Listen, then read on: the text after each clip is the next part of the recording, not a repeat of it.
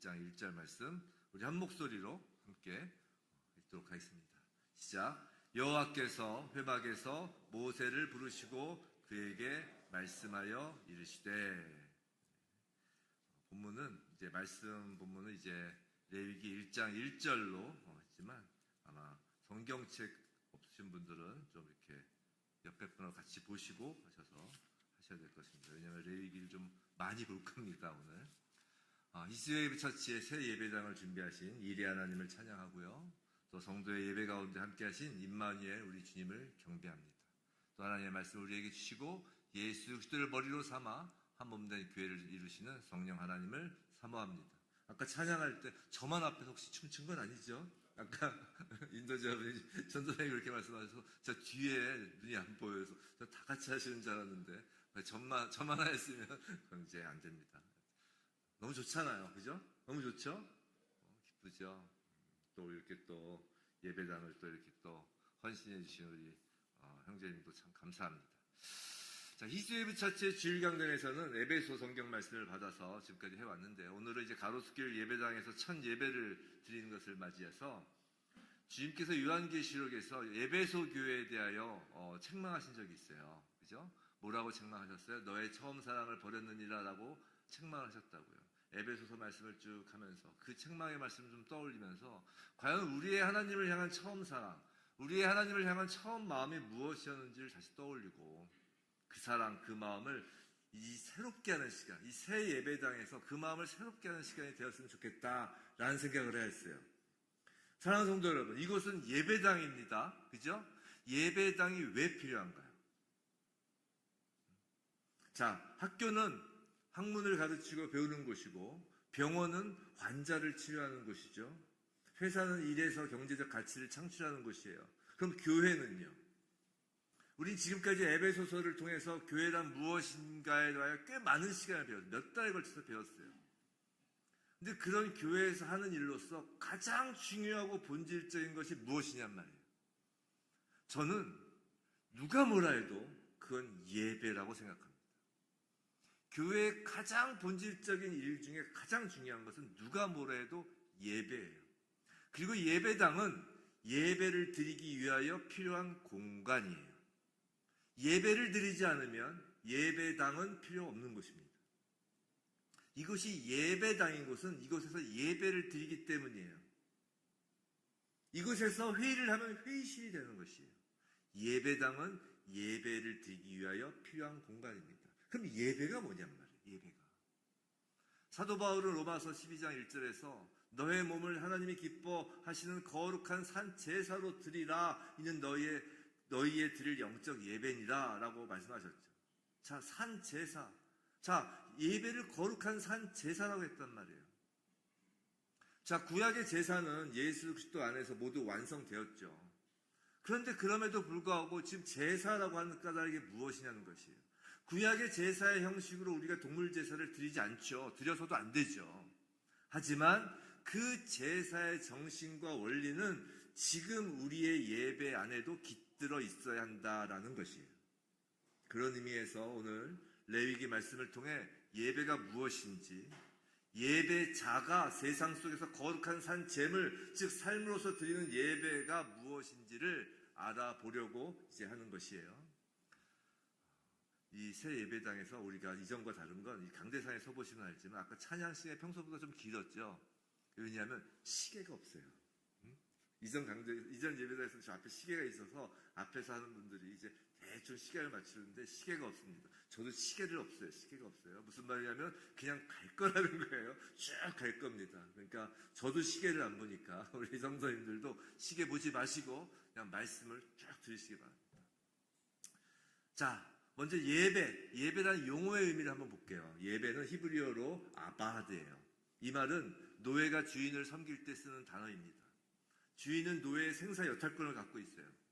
그래서 노예는 주인에 대하여 어떤 것도 하물며 목숨까지도 자기 것이라고 주장할 수 없는 것이에요. 그래서 예배는 내 주장, 내 생각, 내 것이 사라지고 오직 하나님만이 나를 주장하시도록 내어드리는 것입니다. 또한 예배는 히브리어로 샤하라는 단어가 있는데 이것은 부복하다라는 뜻이에요. 부복하다. 즉 배를 땅에 댄 상태로 하나님 앞에 납작 엎드려서 나는 없어지고 하나님만 존재한다는 의미예요. 자, 신약에서 예배는 헬라어로 프로스키네오라고 해요. 이 프로라는 말은 뭐뭐를 향하여이고 스키네오는 입을 맞추다라는 뜻인데, 노예가 주인의 발에 감사와 사랑의 입맞춤을 하는 것을 프로스케노 예배라고 합니다. 헬라어로 또한 라트레이아라는 단어가 있는데, 예배에 해당하는 단어가, 이것은 섬기는 대상의 유일성을 강조할 때 쓰는 말이에요. 즉 예배는 오직 한 분 하나님만 예배드리며 한 분 하나님께만 예배드리고 한 분만 영광을 받으시는 것이라는 거예요. 자, 영어로 예배가 뭐예요? 영어로 worship이죠. worship, worth 가치와 ship 신분의 합성어예요. 그래서 하나님께 그 최상의 가치와 존귀, 그 하나님의 그 최상의 존귀를 돌려드린다라는 뜻으로 worship이라는 것이에요. 즉 예배는 정리하면 나는 사라지고 하나님의 영광만 드러나는 것이에요. 공적 예배뿐만이 아니라 삶 속에서도 말이에요. 그런데 이렇게 나라는 존재는 사라지고 하나님 영광만 드러나는 것이라고 말로만 한다고 해서 그것이 구체적으로 무엇인지 알기 어렵죠. 말은 쉬워요. 이게 뭔지는 모르겠어요. 현실 속에서 여전히 나는 존재하고 나는 눈에 보이는데 하나님은 눈에 보이지 않기 때문이에요. 그래서 여전히 우리에게 눈에 보이는 예배가 필요한 것입니다. 자, 레위기 구약의 제사는 5가지예요. 번제, 소제, 속죄제, 속건제, 화목제. 자, 오늘 이 제사들이 가지고 있는 참 의미를 이제 알게 되면 아마 우리가 수면제처럼 여겨졌던 그 레위기가 이제 좀 재미있게 읽혀지실 거예요. 자, 먼저 번제입니다. 레위기 1장 1절로부터 9절까지예요. 화면 띄워주시고요. 자, 우리 함께 빠른 속도로 한번 읽어볼까요? 시작. 여호와께서 회막에서 모세를 부르시고 그에게 말씀하여 이르시되 이스라엘 자손에게 말하여 이르라. 너희 중에 누구든지 여호와께 예물을 드리려거든 가축 중에서 소나 양으로 예물을 드릴지니라. 그 예물이 소의 번제이면 흠없는 수컷으로 회막문에서 여호와 앞에 기쁘게 받으시도록 드릴지니라. 그는 번제물의 머리에 안수할지니 그를 위하여 기쁘게 받으심이 되어 그를 위하여 속죄가 될 것이라. 그는 여호와 앞에서 그 수송아지를 잡을 것이요 아론의 자손 제사장들은 그 피를 가져다가 회막문 앞 제단 사방에 뿌릴 것이며 그는 또 그 번제물의 가죽을 벗기고 각을 뜰 것이요 제사장 아론의 자손들은 제단 위에 불을 붙이고 불 위에 나무를 버려놓고 아론의 자손 제사장들은 그 뜬각과 머리와 기름을 제단 위에 불 위에 있는 나무에 버려놓을 것이며 그 내장과 정강이를 물로 씻을 것이요 제사장은 그 전부를 제단 위에서 불살라 번제를 드릴지니 이는 화제라 여호와께 향기로운 냄새니라. 이스라엘 백성이 시내산에서 율법을 받고 하나님께서 회막에서 모세를 부르시고 첫 번째 레위기의 문을 여시는 말씀이에요. 우리가 새 예배당에서 하나님께서 우리를 부르시고 우리에게 첫 번째 하는 말씀입니다. 예배란 무엇인가? 자, 방금 읽은 그 본문에서 3절을 보면 제물은 흠이 없어야 한다고 그래요. 자, 이건 무슨 말인가요? 자, 제사를 드리는 사람이 제물을 가지고 오는데 흠이 없어야 된다는 건 그 제물을 흠이 없도록 잘 돌보고 준비되어야 한다는 것이에요. 성도 여러분, 예배는요 잘 준비되어야 있어야 합니다. 예배는 준비할 때부터 이미 시작된 것이에요.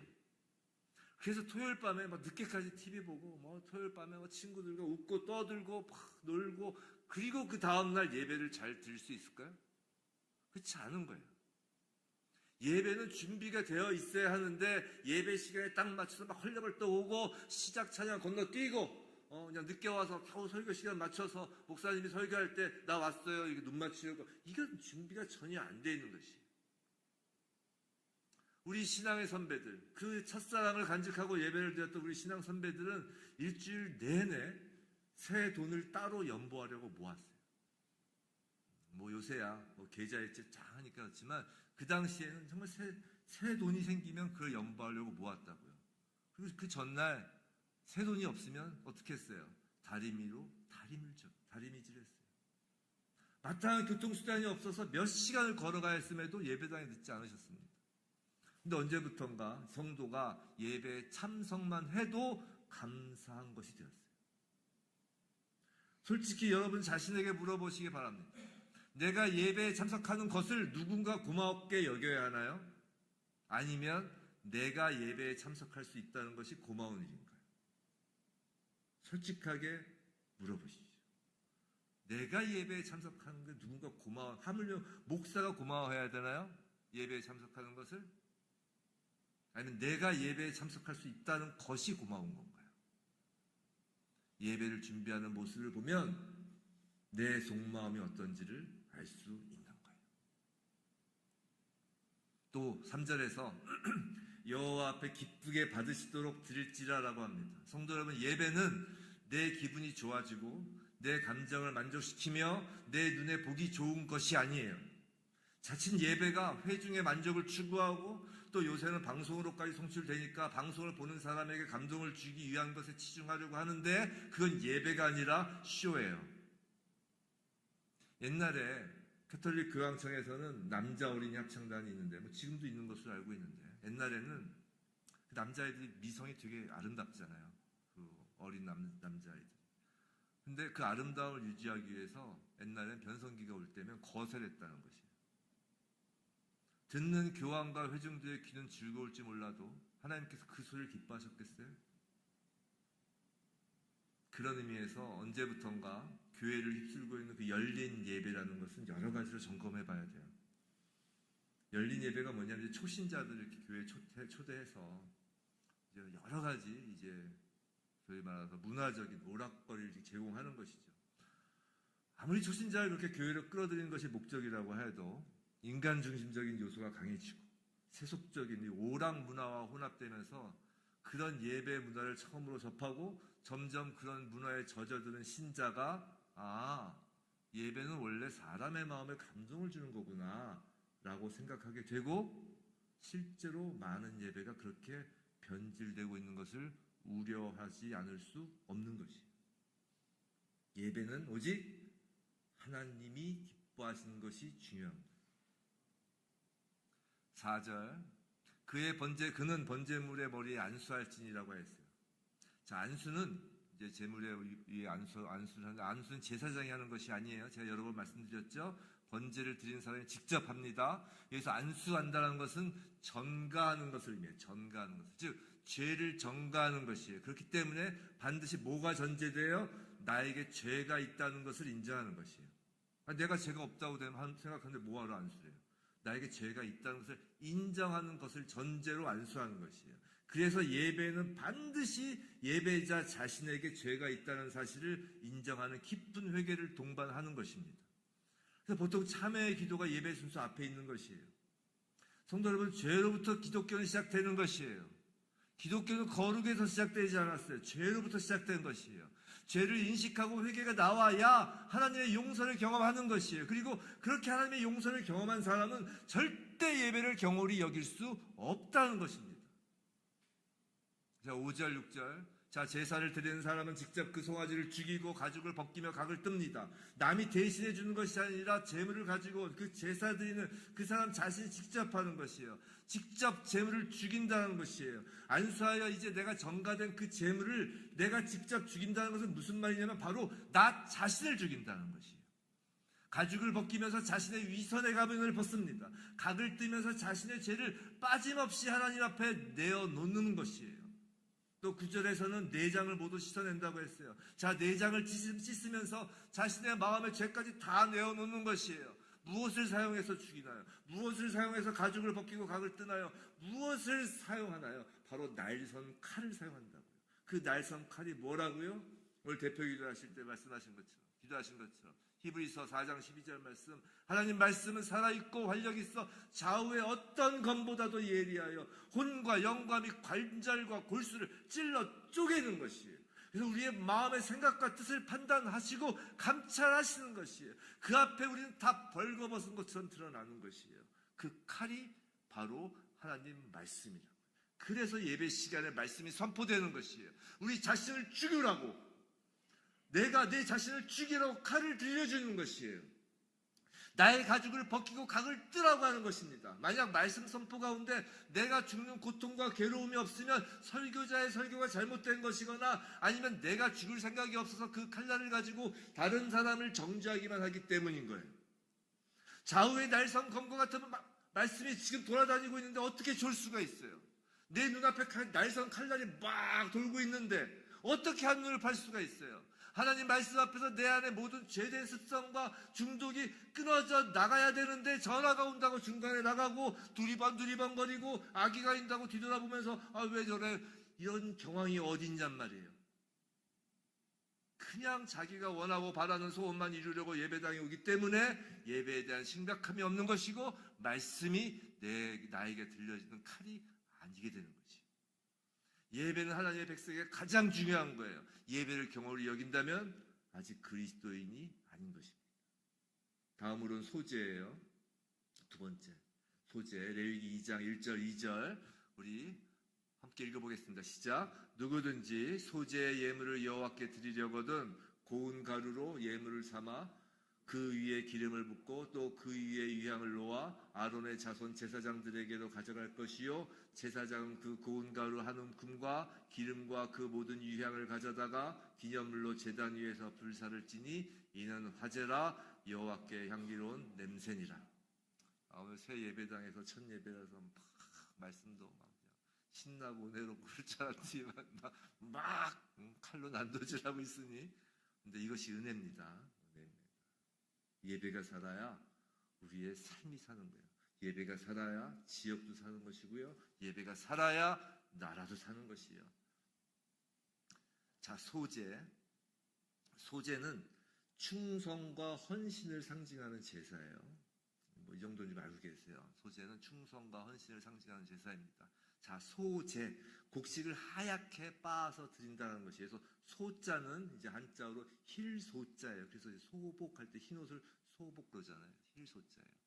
자, 교회와 예배를 위한 봉사, 헌신을 하는 것이 이 소재의 정신이에요. 그리고 이제 예배자로서 사는 성도는 예배자로서 그 삶에서도 하나님께 대한 충성과 헌신이 나타나는 것이죠. 자, 먼저 고운 가루로 빻는다는 것은 응어리진 나의 생각, 이 응어리진 나의 고집, 이제 변하지 않은 나의 편협함을 곱게 갈아서 하나님께서 빚기 쉬우시도록 이렇게 내어드리는 것이에요. 그래서 이 소재를 통하여 하나님께서 우리를 빚어 가십니다. 자, 여기에 첨가물이 있어요. 방금 읽은 그 2장 1절 다시 보시면 기름과 유향을 첨가해요. 자, 기름, 유향은 고대 사회에서 가장 비싼 것의 상징이었어요. 성도의 충성과 헌신은 내가 쓰고 남은 허드렛 것을 드리는 것이 아니라 가장 값진 것을 드리는 것이란 거예요. 그래서 우리 믿음의 선진들은 가장 좋은 것으로 예배를 준비했습니다. 주일 예배를 가기 위해서 가장 좋은 옷을 준비했고요. 지금 비싼 옷을 말하는 것이 아니에요. 정성껏 예배를 드리기 위해서 가장 좋은 것을 준비한다는 것이에요. 솔직히 생각해 보세요. 우리 결혼식 참석할 때 옷에 신경을 쓰나요? 아니면 예배 때 옷에 신경을 쓰시나요? 출근할 때 옷매무새에 신경을 더 쓰시나요? 아니면 예배 때 신경을 쓰시나요? 좋은 옷이 중요한 게 아니라 우리의 마음가짐을 이야기하는 거예요. 한번 생각해 보세요. 만약에 여객선이 침몰하였는데 다 죽게 되었어요. 근데 어떤 사람이 딱 나타나가지고 나와 나의 가족들을 구하여 주고 그 사람은 대신 물에 빠져 죽었다고 생각해 보세요. 그 사람을 추모하는 자리에 슬리퍼 찍찍 끌고 나타날 수 있어요? 예수를 예배하는 그 자리에 그렇게 올 수 없는 것이에요. 거지에게 동양 주듯이 예배에 참석해 주는 것은 참 예배를 모르는 거예요. 요새 하물며 설교하는 목사조차도 반바지에 맨 뒷조각 걸치고 나서는 사람도 있고 그렇게 하면 신세대 목사라고 칭찬을 받는 시대이기도 해요.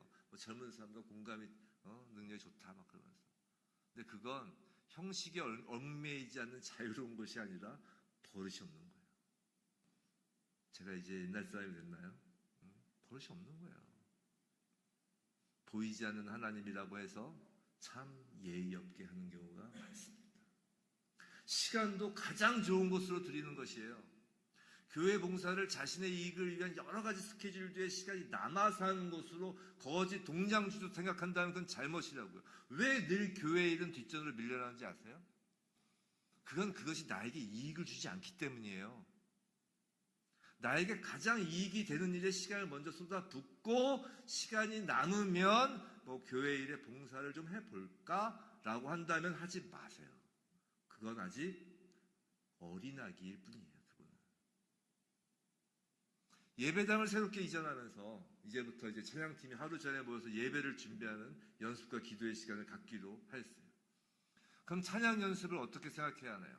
다른 좋은 일이 있으면 언제든지 빼먹을 수 있는 시간, 언제든지 내 마음대로 빼먹을 수 있는 시간인가요? 아니면 우리의 시간 중에 가장 귀한 시간인가요? 소재는 가장 값진 유향과 기름을 태우는 것이에요. 예배는요, 쓰다 남은 시간, 쓰다 남은 것으로 드리는 것이 아니에요. 가장 귀한 것을 하나님 앞에 봉사하고 헌신 충성하는 것이라고요. 돌려받는 거 없어요. 성도 여러분, 우리가 예배 수소를 통해 알게 된 것이 있어요. 하나님께서 구원받은 백성을 곧바로 천국으로 데려가지 않으시고 이 땅에 놔두신 이유를 알았어요. 그 이유가 뭐죠? 우리 예배소서 그동안 계속 한 게 그거잖아요. 그 이유가 뭐라고 그랬어요? 한마디로 거룩이에요. 거룩. 하나님 우리를 이 땅에 놔두신 건, 예수를 믿었음에도 불구하고 이 땅에 놔두신 건 거룩하다고 놔두신 거라고 했어요. 그럼 거룩이 무엇인가요? 거룩은 이 땅에서 하나님 말고 우리가 가치 있다고 생각하는 것들, 이 땅에서 하나님 말고 우리 자신의 힘으로 나를 보호하고 하나님 말고 나를 내세우려고 쌓아둔 것들, 하나님 말고 내가 귀하다고 여긴 그 모든 것들을 태워버리는 것이 거룩이에요. 가장 귀하게 여기는 기름과 유향을 태워버리는 것이 거룩이라고요. 그리고 지상교회에서의 이 예배를 통해 나의 인생에서 가장 귀하고 가치 있다고 했던 것들을 버리는 연습을 하는 거라고요. 예배는 버리는 연습을 하는 것이에요. 일요일 낮 11시 이 황금 같은 시간, 산과 들로 놀러 가고 밀린 이들 할 수 있는 이 귀한 시간을 예배로 태워버리는 것이에요. 우리 찬양팀들 젊은 친구들이 하잖아요. 토요일 얼마나 좋은 시간이에요. 친구 만나기 좋고요. 하던 일 해야 되는 시간이고 얼마나 또 청년들 바빠요. 근데 그걸 태워버리는 것이에요. 그걸 거룩은 태워버리는, 가장 나한테 필요한 시간을 태워버리는 것이에요. 헌금도 마찬가지예요. 헌금. 성도 여러분, 헌금으로 어떤 위대한 업적을 쌓거나 헌금한 사람의 이름을 쌓으라고 헌금하라는 것이 아니에요. 건물 지으라고 헌금하는 것이 아니에요. 하나님 말고 이 땅에서 신이라고 생각하는 가장 소중한 돈을 버리라는 것입니다. 헌금은 한 만큼 나에게 경제적으로 손해예요. 제가 이런 얘기를 드려서 정말 죄송해요. 헌금하면, 저도 남들처럼 헌금하면 2배, 3배 하나님께 축복을 주실 것입니다. 헌금하면 하나님께서 여러분에게 2~3배의 돈을 주실 것입니다 라고 얘기를 하고 싶지만 그렇게 얘기를 못해요. 왜냐하면 그건 진리가 아니니까. 헌금하면 헌금한 만큼 여러분의 경제적인 건 손해예요. 헌금한 돈을 배로 돌려받는 것이 아닙니다. 헌신과 충성으로 받는 축복은 영적 축복이고 우리의 하나님께 주시는 함께 하시는 축복이지 돈 놓고 돈 먹기가 아니라는 것이에요. 아나니아와 삽비라 생각해 보세요. 그들은 헌금을 해서 죽었어요. 헌금 안 했으면 안 죽었어요. 다만 헌금의 의미를 오해하고 헌금으로 자신을 과시하다가 죽은 것이라고요. 하지만 과부의 둘했던 헌금을 예수께서 칭찬하신 것을 기억하시기 바랍니다. 가장 귀한 마지막 남은 그 마지막 힘을 겸손하게 드린 과부를 칭찬하신 것이라고요. 헌금은 어떤 대단한 업적을 땅에 쌓는 도구가 아니에요. 헌금은 어떤 대단한 것을 땅에 다 쌓는 도구가 아니라 여러분을 만들어내시는 하나님의 방법이라고요. 하나님만으로 만족하도록 빚어내시는 도구가 헌금이고 헌신인 거예요. 그럼 가끔 이런 사람들이 있어요. 헌금을 교회가 유익하게 사용하지 않아서 자기는 헌금하지 않는다고. 그리고 나는 내가 원하고 결정하는 구제를 하겠다고. 하지만 그건 교회가 없어도 되는 자원봉사단체도 다 하는 구제예요. 생각해 보세요. 예수님은 당시에 그 성전을 뭐라고 부르셨냐면 도적의 구렬이라고 하셨다고요. 그러면서도 그 과부의 두렵던 헌금하는 걸 지켜봤다는 건 뭐예요? 그 연보함에 이렇게 앉아가지고 누가 헌금 제대로 하나 이렇게 보고 있었다는 것이에요. 도적의 구렬이라고 하면서도 헌금은 나에게 가장 소중하고 귀한 것을 버리는 소재, 예배이지 그 돈으로 교회가 무엇을 하는지는 예배가 아니에요. 그것을 내가 생각하는 것. 물론 잘 써야죠, 교회는. 제대로 관리해야죠. 하지만 그것이 예배를 위한, 즉 나를 버리기 위한, 거룩을 위한 헌금, 헌신과는 무관하다는 것이에요. 생각해보세요. 예수님 앞에서 향유옥합을 깨뜨린 여인을 생각해보세요. 300데나리온으로 가난한 사람을 구제할 수 있다며 예수의 발 앞에 뿌린 그 향유를 낭비라고 한 사람은 가룟 유다예요. 예배는요, 세상의 경제 논리가 아니에요. 예배는요, 세상의 합리성이 아니에요. 예배는요, 세상의 도덕성도 아니에요. 예배는요, 하나님 나라의 잔치. 그곳에서 나를 버리고 태우는 것이라고요. 자, 또 기름과 유향은 성령과 기도를 상징해요.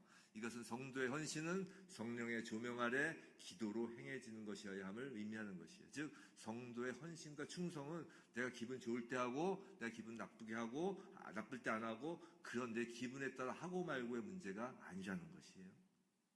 성령이 있어야 하는 거예요. 자, 소재에는 그런데 주의사항이 있어요. 레위기 2장 11절인데, 레위기 2장 11절. 제가 읽어드릴게요. 너희가 여호와께 드리는 모든 소재물에는 누룩을 넣지 말지니, 너희가 누룩이나 꿀을 여호와께 화제로 드려 사르지 못할지니라. 자, 소재에는 누룩을 넣지 말라는 것이에요. 누룩은 부풀게 하는 것이죠. 즉, 헌신과 봉사를 부풀려 자랑하지 말라는 거예요. 또 꿀을 넣지 말라고 그랬죠? 자, 꿀, 달콤하고, 겉보기에 그럴듯하게 헌신과 충성을 포장하지 말라는 것이에요. 반대로 소재에는 반드시 넣어야 하는 것이 있어요. 13절이에요. 2장 13절. 내 모든 소재물에 소금을 치라. 내 하나님의 언약의 소금을 내 소재에 빼지 못할지니 내 모든 예물에 소금을 드릴지니라. 자, 소금이에요. 반드시 소금을 넣어야 된다는 것이에요. 물론 여기 방금 나온 것처럼 말씀처럼 언약의 소금, 즉 하나님의 신실하심을 뜻하는 소금 언약을 뜻하는 것도 있지만 무엇보다 헌신, 봉사, 충성은 소금처럼 녹아서 겉에 드러나면 안 된다라는 것입니다. 자신이 죽어서 맛을 내는 것이 소금이잖아요. 성도 여러분, 교회의 규모가 좀 크고 또 잘 정비된 교회를 가면 참으로 쾌적하게 예배를 드릴 수 있어요. 그렇죠? 저도 처음 예수 믿었던 게 대형교회고 대형교회에서만 주로 생활했기 때문에 대형교회 편한 걸 저도 잘 알아요. 그래서 사람들이 더 많이 모일 수 있는 것도 그래서 있습니다. 그럼 왜 쾌적하게 예배를 드릴 수 있을까요? 시스템이 잘 되어 있어서요? 뭐 프로그램이 잘 되어 있어서요? 예배당이 커서요? 뭐 돈이 많아서요? 전 그렇게 생각하지 않아요. 대형교회 욕만 하지 마세요. 그렇지 않아요? 왜 이렇게 해서 모일까요? 그건 소금이 여기저기 있어서요. 누군가 청소를 하고 있고요. 누군가 주차 봉사를 하고 있고요. 누군가 화장실 휴지를 갈아놓고 있고요. 누군가 새신자가 오면 처음 보는 누군가가 맞이하고 안내하기 때문이에요. 처음 오는 사람에게 너무나 쾌적하게 누군가 소금이 되고 있기 때문이에요. 성도들이 쾌적하고 편안하게 예배를 드릴 수 있는 것은 누군가 소금이 되어 자신의 시간과 자신의 돈과 자신이 귀하다고 여기는 것들을 태워버렸기 때문이라고요. 앞으로 이 예배당에서 예배 드리는 것이 불편하신 점이 있을 거예요. 아무래도 이번 주, 특히 오늘 첫 주일이라 이것저것 좀 어긋나는 것도 있고 불편하실 수 있어요. 아무래도 새로운 장소에 오면 좀 불편하죠. 주차가 불편할 수도 있고요. 근데 그건 남 탓을 할 문제가 아니에요. 남보다 그 불편, 그 문제를 먼저 알게 하나님께서 하셨다는 것은 바로 그분이 그 사람에게 소금이 되라고 하는 것이라고요. 불편을 많이 느끼시기 바랍니다. 그리고 소금이 되세요. 만일 처음 오는 어떤 사람이 이것이 좀 불편하다라고 말을 한다면 그 말을 제일 먼저 들은 사람이 소금이 되라는 뜻이에요. 자, 고린도전서 4장 20절. 하나님 나라는 말에 있지 아니하고 오직 능력에 있습니다.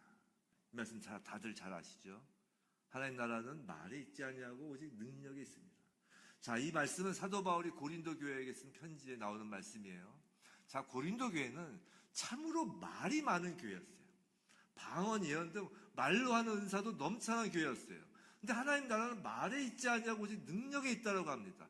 참 가만히 보면 흥미로운 것이 있는데 말이 많으면 행동이 없어요. 반면에 행동하는 사람은 말이 없어요. 근데 일은 말로 이루어지지 않아요. 행동으로 일은 이루어집니다. 집에 쓰레기가 많이 쌓였다고 합시다. 얼마 전에 저희 집 한번 대청소를 했는데 쓰레기 이렇게 쌓였죠. 그러면 이제 쓰레기가 많다고 막 불평을 하고 비판을 아무리 해도 쓰레기는 치워지지 않아요. 그냥 묵묵히 치우는 사람이 있어야 치워지는 것입니다. 하나님 나라는 사람의 말로 이루어지지 않는다는 것이에요. 그저 하나님 말씀에 순종하는 사람의 묵묵한 행동으로 이루어집니다. 말로 아무리 부풀리고 포장을 하여도, 말로 아무리 자신의 의로움을 드러내려 하여도 그곳에는 하나님 나라가 없다는 것이에요. 하나님 나라의 능력은 말하는 자가 아니라 가장 귀한 기름과 유향을 태우며 소금으로서 묵묵히 녹아져 일하는 자의 몫이라는 것이에요. 자, 소제까지 봤어요. 다음으로는 죄가 드러났을 때 드린 속죄제입니다. 속죄제. 자, 속죄제는 자막이 없어요. 이제 동경을 보셔야 되는데 레위기 4장에 나와요. 4장을 보시면 레위기 4장에 3절에서는 제사장이 범죄하였을 때, 그 다음에 13절에서는 회중이 범죄하였을 때, 22절에서는 족장, 27절에서는 평민 한 사람이 범죄하였을 때 제사를 드리도록 하고 있어요. 자, 무슨 말이냐? 제사장, 회중, 족장, 평민, 하나님 백성이란 모든 백성이 죄를 지으며 회개해야 한다는 것이에요. 여기 서서 설교하는 목사도 이 말씀으로 찔림 받고 회개해야 한다는 것이에요. 참, 솔직히 찔림 받으면서 설교하는 게 쉽겠습니까? 아니면 앉아서 들으시는 게 쉬우시겠습니까? 다 어렵죠. 다 쉬운 건 없는데 찔림 받으면서 설교 준비하고 설교하는 것이에요. 다 제사장이라고 해도, 목사라 해도, 목사 할아버지라 해도 다 회개해야 된다는 것이에요. 자, 제사를 드리는 방법은 번제와 같아요. 안수하고 죽이고 각을 뜨고 다 똑같습니다. 다 죄를 지은 당사자가 행하는 것이에요. 다만 차이는 번제는 자발적으로 드린 제사이고 속죄제는 강제적이라는 것이에요. 죄가 드러나면 반드시 드려야 된다는 것이에요. 그럼 언제 속죄 제사를 드릴까? 자, 14절. 레위기 9장 14절을 보시면 언제 드리냐면, 아니죠, 레위기 4장 14절, 죄송합니다. 레위기 4장 14절을 보시면 이렇게 되어 있어요. 레위기 4장 14절, 그 범한 죄를 깨달으면이에요. 그죠? 또 23절 보시면 그가 범한 죄를 누가 그에게 깨우쳐 주면이라고 되어 있어요. 즉 죄를 깨달으면 반드시 곧장 드려야 된다는 것이에요. 그럼 우리가 언제 죄를 깨닫게 될까요? 아까 말씀드린 것처럼 하나님 말씀으로 우리는 죄를 깨닫게 되는 것이에요. 그래서 예배를 드리는 사람은 늘 말씀 앞에 서 있는 것입니다. 내가 죄인임을 인식할 수 있는 것은 말씀 앞에 서 있을 때예요. 성도 여러분, 이렇게 예배는 힘든 것입니다. 자신의 재물이 안수하고 각을 떠야 한다니까요. 나를 죽이고 각을 뜨고. 속죄는 말로만 하는 것이 아니라 죽이고 각을 뜨는 그 행동으로 완결해야 되는 것이라고요. 예배는요, 예배당에서 감동받는 것에서 끝나는 것이 아니에요. 삶의 현장에서 행동으로 죄를 끊어내기까지가 예배인 것이에요.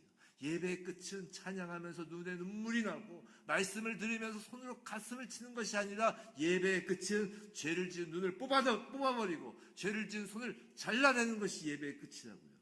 예수님이 말씀하신 것처럼. 또 속건제가 있어요. 많은 사람들이 속죄제와 속건제를 잘 구별하지 못하는데요. 속죄제는 이미 저질러버린 돌이킬 수 없는 죄에 대하여 드린 제사이고, 다시요, 속죄제는 이미 죄를 저질렀는데 돌이킬 수 없어요. 이걸 어떻게 회복할 방법이 없어요. 그럴 때 드리는 제사이고, 속건제는, 이 건은 허물건자인데, 이 속건제는 자신이 잘못한 것에 대하여 보상할 수 있는 여지가 있을 때 드리는 제사예요. 자, 예를 들어서 우리가 안식일을 범했다고 합시다. 이제 구약 시대로 치면 안식일을 범했다고 합시다. 그럼 그건 다시 돌이킬 수 없잖아요. 몇 월 며칠 안식일을 내가 범했는데 그날로 돌아갈 수가 없으니까요. 그럼 이제 속죄제를 드리는 거예요. 근데 누군가에게 1,000만 원을 부당이득을 취했다고 합시다. 1,000만 원이 너무 많은가요? 그럼 100만 원. 너무 적은가요? 그럼 1억. 그러니까 부당이득을 취했다고 합시다.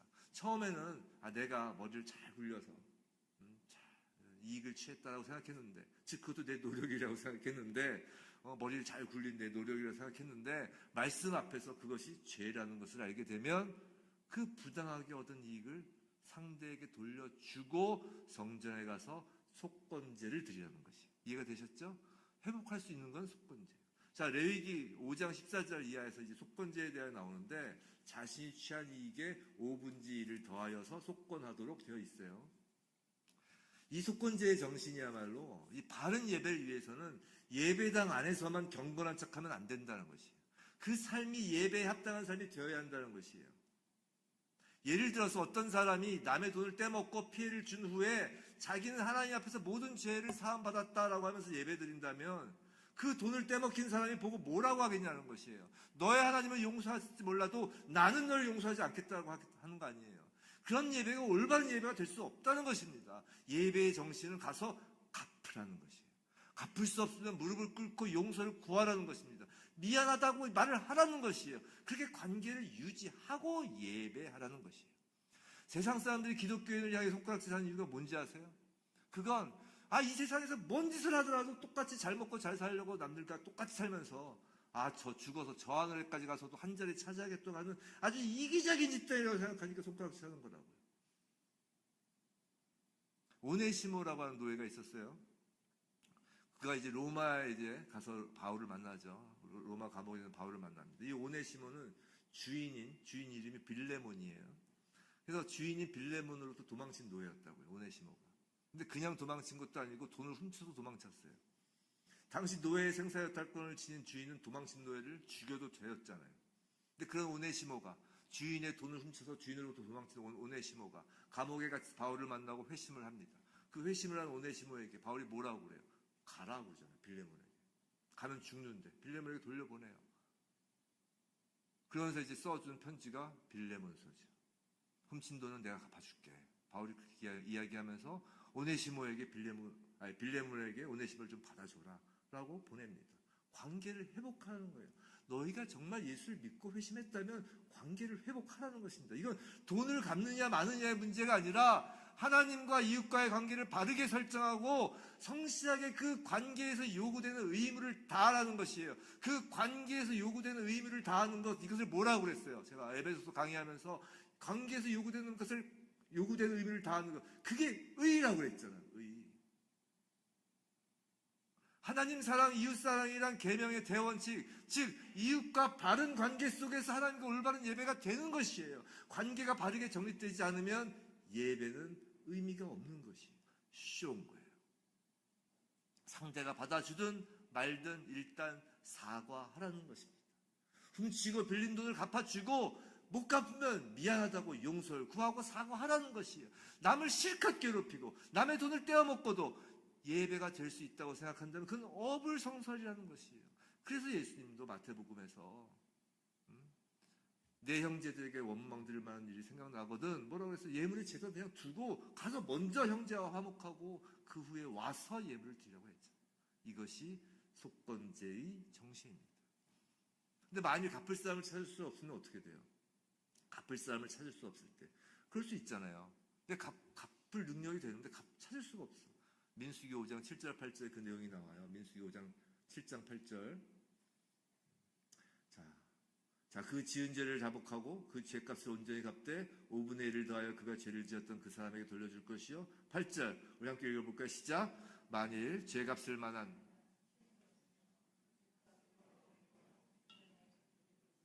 이는 그를 위하여 속죄할 속죄의 순양과 함께 돌릴 것이니라. 자, 무슨 말이냐면 못 찾으면 먼저 친척을 찾으면 친척에게 갚고 친척도 없으면 제사장 즉 하나님 성전에 가져오라는 것이에요. 우리로 치면 교회에 헌금하라는 것이에요. 근데 정말 교회를 갖고 가면 돼요? 그 의미만 있는 것일까요? 아니에요. 자, 하나님께 갖고 오라는 건 뭐예요? 마태복음 25장 40절에 예수님께서 말씀하셨어요. 임금이 대답하여 이르시되 내가 진실로 너희에게 이르노니 너희가 여기 내 형제 중에 지극히 작은 자 하나에게 한 것이 곧 내게 한 것이니라 하시고, 즉 작은 자 하나에게 한 것이 하나님께 하는 것이라는 것이에요. 잘 생각해 보세요. 우리가 예수를 믿으면 어떤 현상이 발생하나요? 우리 예수를 믿는 과정은 다 다르지만 예수를 믿고 난 후의 현상은 좀 비슷해요. 거의 대부분 동일합니다. 그게 뭐예요? 평소에 생각지도 않았던 것이 죄로 떠오르잖아요. 그래서 예수를 믿게 되면 절로 회개가 나오죠. 어떤 사람은 어떤 사람 간증 들어보니까 초등학교 때 문방구 지우개를 훔친 것도 기억났다고 하잖아요. 그럼 그렇게 떠오른 죄들을 어떻게 다 갚을 수 있어요? 문방구 주인 찾아가요?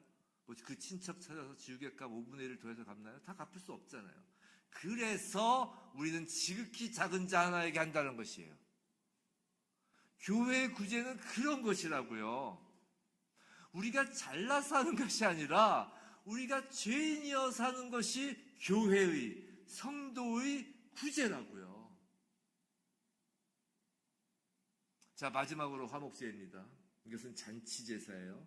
화목제는 세 가지 종류가 있는데, 감사제, 그리고 서원제, 서원을 할 때, 또는 이제 서원이 끝났을 때 드리는 제사이고, 낙헌제, 이건 자원제라고도 하는데, 그냥 하나님이 좋아서 드린 제사예요. 그냥. 너무 좋아서. 근데 이런 화목제는 다른 제사와 특별히 다른 점이 있어요. 레위기 7장 15절에서 18절입니다. 레위기 7장 15절에서 18절.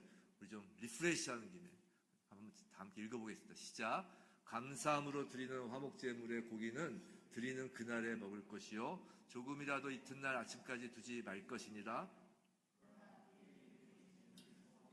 장원하는 것이면 그 제물을 드는 날에 그 남은 것은 이튿날에 먹되 그 제물의 고기가 셋째 날까지 남았으면 불사를 찌니. 18절. 만일 그 화목제물의 고기를 셋째 날에 조금이라도 먹으면 그 제사는 기쁘게 받아들여지지 않을 것이라. 드린 자에게도 예물답게 되지 못하고 도리어 가증한 것이 될 것이며 그것을 먹는 자는 그 죄를 짊어지리라.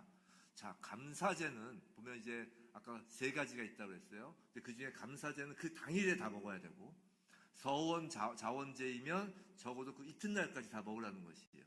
만약 그날을 넘겨서 먹게 되면 그 제사는 무효이고 오히려 뭐라고요? 가증한 것이 된다는 것이에요. 안 드리면 못하다는 것이죠. 자, 그럼 그 제물을 누가 먹냐면 이제 뒷부분에 나오는데 그 가슴살과 오른쪽 뒷다리만 제사장에게 주고 나머지는 원칙적으로 제사 드린 사람이 먹는 것이에요. 근데 제가 이걸 이제 설교 준비하면서 인터넷으로 검색을 좀 해봤어요. 소 한 마리를 잡으면 그 보통 1인분의 소고기 200g이라고 치고 소 한 마리를 잡으면 몇 인분이 나올까? 인터넷 검색을 해보니까 몇 인분이라고 써 있는지 아세요? 775인분이 나오는 거예요. 자, 생각해보세요. 아침에 일찍 제사 드려 나왔다고 아주 일찍부터 서둘렀다 치고 일찍 나와서 자, 소에 안수하고 죽이고 껍질 벗기고 각 뜨고 내장 씻고 태우고 뿌리고 아무리 빨라도 아침에 시작해도 오후 한 2시, 3시는 돼야 끝날 거라고요. 근데 유대인의 하루는 그날 저녁 해 질 때가 새로 시작하잖아요. 그러니까 제사를 드린 사람은 그것이 감사제라면 한 서너 시간 안에 그 700인분의 소고기를 다 먹어야 된다는 거예요. 가능하겠어요, 그게? 넘기면 어떻게? 안 드리면 못하다니까? 가증한 것이 된다니까?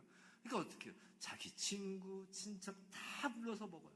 그래도 못 먹으면 평소 사이가 안 좋던 사람, 원수까지도 모두 불러서 다 먹어야 할 노릇이라는 것이에요. 그럼 원수에게 고기를 나눠주면서 어떤 생각을 할까요?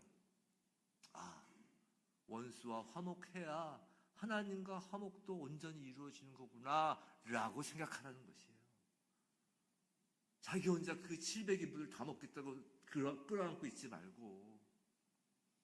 성도 여러분, 우리의 예배는 우리가 원수 되었을 때 우리를 위하여 십자가에서 화목제물 대신 예수 그리스도로 인하여 가능해진 예배라고요. 우리가 예수님과 친해서 구원받은 게 아니잖아요. 우리가 착해서 구원받은 게 아니잖아요. 원수 되었을 때 예수께서 우리를 구원하신 거잖아요. 그런데 예배를 드린다고 하면서 여전히 우리에게 용서할 수 없는 원수가 있다. 만약에 지금 저 예배당 문에 철천지 원수 같은 사람이 와서 예배를 드린다고. 끝나고 이렇게 성도 교제하는데 그 원수 같은 누군가가 와서 앉아서 식사한다. 벌떡 일어나서 난 못해. 그게 예배일까요? 그 예배가 제대로 된 예배일 수 없는 것이에요. 사랑하는 성도 여러분, 구약의 제사는 폐하여진 것이 아니라 예수 그리스도 안에서 완성되었습니다. 그래서 우리는 번제도 안 드려도 되고요, 소제도 안 드려도 되고요, 속죄제, 속건제, 화목제를 안 드려도 되는 것이에요. 근데 예수 그리스도 안에서 어떻게 완성되었을까요? 예수 그리스도가 우리의 죄를 전가받아 번제물이 되신 거예요. 십자가를 지는 길에서 예수 그리스도는 하나님을 향한 온전한 헌신과 충성으로 바쳐진 소제가 되셨기 때문이에요. 주님은 우리의 죄를 대속하신 속죄 제물이 되셨고 우리의 죄를 핏값으로 대신 갚으신 속건 제물이 되셨고 하나님과 전 인류의 화목을 위한 화목제물이 되셨다고요. 그리고 교회의 예배란 그 예수 그리스도를 찬양하고 경배하며 그 무엇보다 그 예수를 닮아가는 첫 단추가 교회의 예배란 것이에요. 하나님의 영광을 위하여 내 전 존재를 굴복시키는 것이고 말씀으로 내 죄의 각을 뜨는 것이며 내 이웃의 아픔을 돌아보는 긍휼과 교제이고 헌신과 충성과 봉사이며 하나님과 화목의 그 감사와 기쁨으로 원수까지 섬기는 축제가 예배인 거라고요. 사랑하는 성도 여러분, 교회는 누가 뭐라 해도 예배 공동체예요. 성도는 어디서 무엇을 하든지 예배자로 서 있는 것이에요. 왜냐고요? 교회는 그리스도 예수를 머리로 둔 예수의 몸이며 성도는 그 몸의 각 지체이기 때문이에요. 우리의 예배가 어찌하였는지 하나님께서 오늘 말씀을 통하여 돌아보게 하셨고 우리의 예배가 진정 예수 그때 몸으로서의 예배를 드리고 있는지 우리가 다시 돌아보며 회개하며 정말 예수 그리스도의 그 제물 대신 그 예배를 우리가 드린다면 하나님께서 히즈웨이브 처치 이 예배당 그리고 우리가 서 있는 어디든 그 예배자의 삶을 하나님께서 기뻐 받으실 거로 믿습니다. 여러분의 기쁨이 되고 싶으십니까? 아니면 여러분이 하나님의 기쁨이 되고 싶으십니까? 여러분이 기쁨을 누리고 싶으십니까? 아니면 여러분이 하나님의 기쁨이 되고 싶으십니까? 이것이 그리스도인이십니까? 그리스도인이 아니십니까의 구별점이에요. 내가 기쁨을 누리고 싶은 것을 추구한다면 그리스도인이 아닌 것이고 내가 하나님의 기쁨이 되길 원한다면 그리스도인인 것이에요. 부디 히즈웨이브 처치의 모든 예배가 예수 그리스도의 몸이 되어 드리는 참된 예배가 되기를. 그리고 이건 예배당에서 그 예배를 시작으로 해서 이 몸의 지체가 되는 성도의 일상의 모든 시간들이 거룩한 산제사가 되어서 정말 히즈웨이브 처치요. 이 땅의 교회들 또 이 예배당에서 또 앞으로 연합될 그 모든 교회들 그리고 우리 각자의 그 삶의 현장이 하나님의 기쁨이 되길 그리고 하나님의 그 기쁨이 또 우리의 기쁨이 되길 주님의 이름으로 축원합니다.